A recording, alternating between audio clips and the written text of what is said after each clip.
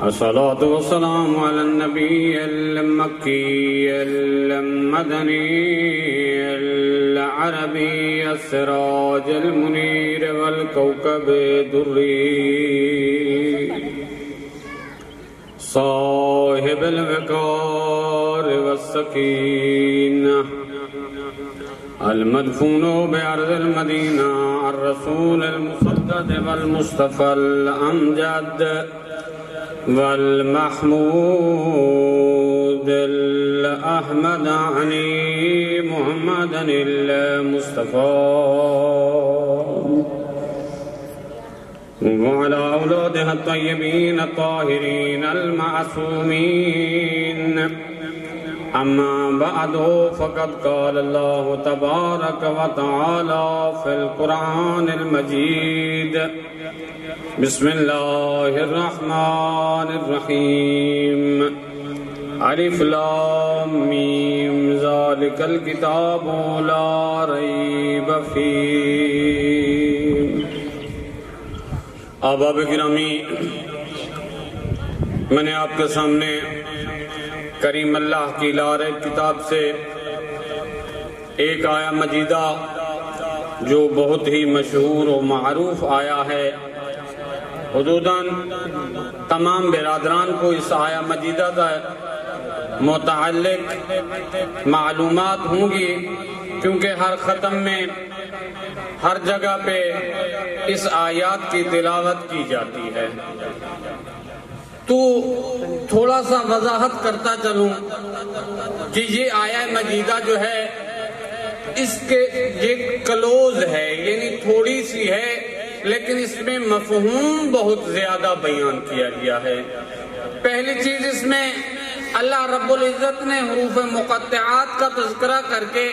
پیغمبر اسلام کی تشریح فرمائی ہے کہ اے میرے مصطفیٰ، یہ لوگ جو تمہیں کہتے ہیں کہ یہ قرآن جو ہے تمہاری زبان سے ہے، یہ اللہ کا کلام نہیں ہے، تو قرآن میں اللہ نے یہ جواب دے دیا: اے میرے مصطفیٰ، تم پریشان مت ہو، انہیں کہو کہ تم فصیح و بلیغ بھی ہو، تم فصاحت و بلاغت کے ماہر بھی ہو، تمہارے وجود کے اندر شعر و شاعری بھری ہوئی ہے،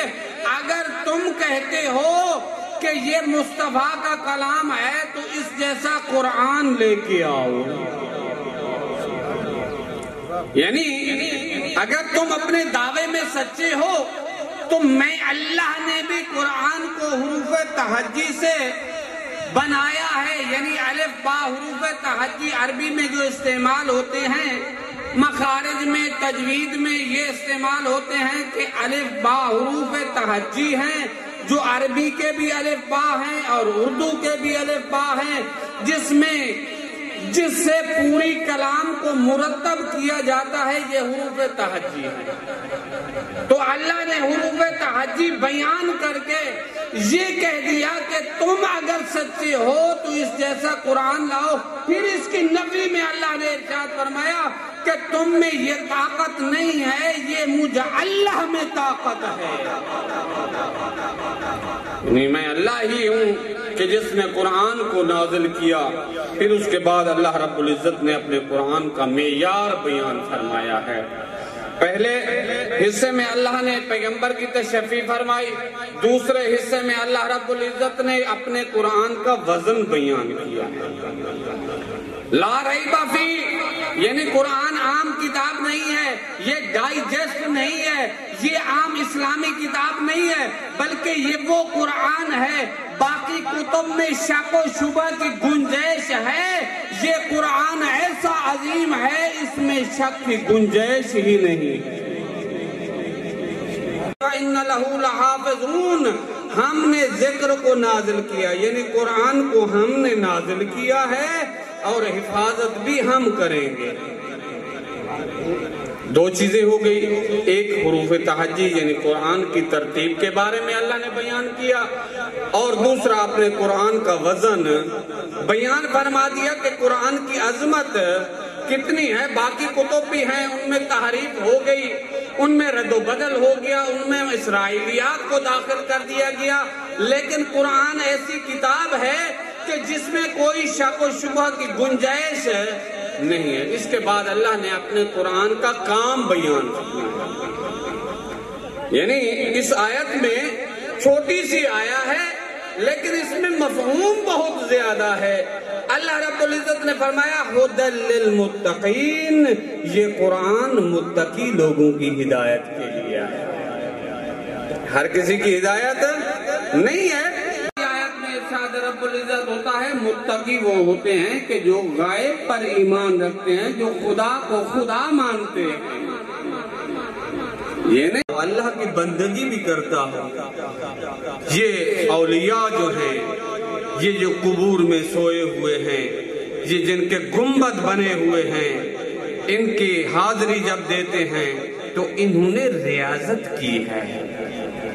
انہوں نے ریاضت کی ہے، بندگی پروردگار کی ہے، اپنے پیٹ کے اوپر پتھر رکھ کے یہ منوایا ہے کہ ہم جو چاہتے ہیں خدا سے لے کے دیتے ہیں، یعنی ریاضت عمل، فقط زبان سے نہیں بلکہ کردار سے عمل کر کے دکھانا، یہ بھی ہماری ذمہ داری بنتی ہے۔ اور تیسرا سٹیپ اس آیا میں اللہ رب العزت نے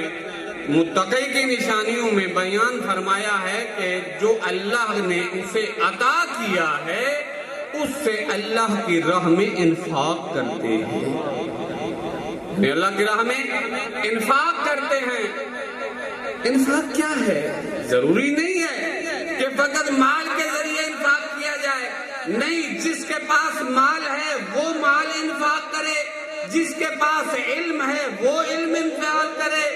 جس کے پاس جس حد تک اس کی کیپیسٹی ہے، جس طرح اس کی طاقت ہے، اس کے مطابق لوگوں کی ہیلپ کرے۔ مثلا ڈاکٹر ہے تو علاج کے ذریعے، عالم ہے تو علم کے ذریعے، حافظ ہے تو قرآن کی تعلیم کے ذریعے، اور صاحب مال ہے تو مال کے ذریعے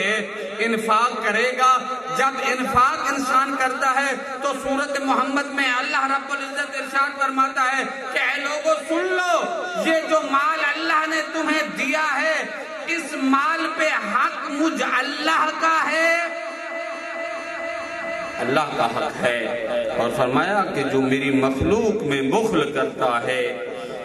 وہ حقیقتاً اپنے نفس سے بخل کرتا ہے، جو نہیں دیتا وہ بخل اپنے نفس سے کرتا ہے۔ پھر اس کی دلیل اللہ رب العزت نے اس آیت کے زمرے میں پھر بیان فرمایا وَيَرْزُقُ مَن يَشَاءُ بِغَيْرِ حساب، اللہ وہ ہے کہ جو رزق دیتا ہے بغیر حساب کے دیتا ہے، یعنی عام بات نہیں ہے۔ اللہ کی راہ میں دینا جو ہے یہ ہر کسی کی بس کی بات نہیں ہے، بلکہ جن کو اللہ نے چن لیا ہے وہی انفاق کرتے ہیں، جن کو اللہ نے چن لیا ہے وہی انفاق کرتے ہیں۔ کتنے لوگ ہیں، لاکھوں پتی ہیں، کروڑوں پتی ہیں، ارباں پتی ہیں، لیکن کوئی حق ہے غریب اور ہمسائے کے حقوق کا کوئی خیال نہیں کرتا۔ جو اللہ کی راہ میں انفاق کرتے ہیں اللہ انہیں رتبہ عطا کرنا چاہتا ہے کہ اللہ اس مال کے ذریعے انہیں ایک عظمت پہ لے جانا چاہتا ہے۔ پھر اللہ نے ارشاد فرمایا اللہ غنی وانتم الفقراء، قیامت کے دن اللہ عطا کرنے والا ہوگا اور تم بھیک مانگنے والے یعنی یہ بات واضح ہو گئی کہ جو انفاق کرتا ہے اس کا مقام ہے۔ قرآن میں دوسرے مقام پہ اللہ رب العزت فرماتا ہے کما تو دین و تو دان، جیسا تم کرو گے ویسا تمہارے ساتھ کیا جائے گا۔ اس آیت کو اس آیت کے ساتھ جب ملائیں گے تو اللہ کیا کہہ رہا ہے کہ جو شخص بخل کرتا ہے حقیقتاً وہ اپنے نفس سے بخل کر رہا ہوتا ہے، اور اس کے بعد اللہ ارشاد فرما رہا ہے کہ اللہ غنی وانتم الفقراء، کس طرح بخل کر رہا ہوتا ہے کہ قیامت کے دن اللہ عطا کرنے والا ہوگا اور تم مانگنے والے ہوگے۔ یعنی جس طرح اللہ نے پھر یہ بھی بیان فرما دیا کما تو دین و تو دان، جیسا تم کرو گے ویسا بھرو گے۔ اس جگہ پہ تو اللہ رب العزت نے کیا کرنا ہے؟ دینے والا ہوگا اور تم لینے والے ہوں گے۔ اب اگر آپ نے اللہ کی مخلوق کے لیے بخل کیا ہوگا تو وہاں آپ کے ساتھ بھی وہی کیا جائے گا کہ جو آپ نے کیا ہوگا، کیونکہ اللہ